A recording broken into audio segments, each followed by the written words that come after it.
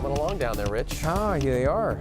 Summer's coming along. Summer is coming along. Having a little bit of a break today, but it Yeah. looks like, well, we're getting some more hot weather next week. Actually, we might get some hot weather next week. Right. Temperatures could get to some of our warmer ones this summer, possibly. By the middle of next week, we have quite a bit to go through between now and then, though. That's the only thing to keep in mind. Looking out at Bellingham Tower Cam, cloudy skies there. They got a pretty good round of rain earlier this morning, as did most places around western Washington. Down in Tacoma, the clouds lightening up a little bit, but we saw some pretty good rainfall down there, and now break over most of the interior of western Washington, so everybody's getting a chance to dry out just a little bit around the area.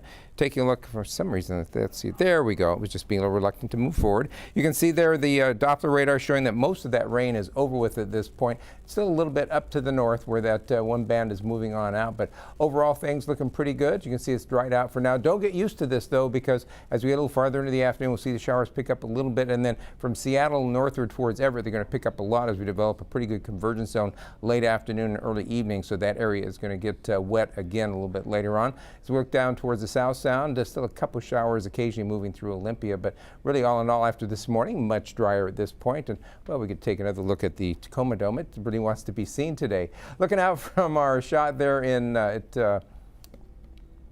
at Paradise. We've got some wet conditions up there with the rain coming down at this point, and you can see Hurricane Ridge definitely sitting in the clouds and rain. So not the best of days for hiking, it looks like. If you're headed across the highway passes, we're going to be looking for rain up there. In fact, pretty much looking for rain. It should be increasing here and it's kind of stick around through the afternoon, but it will all be rain with that freezing level way up near 12,000 feet.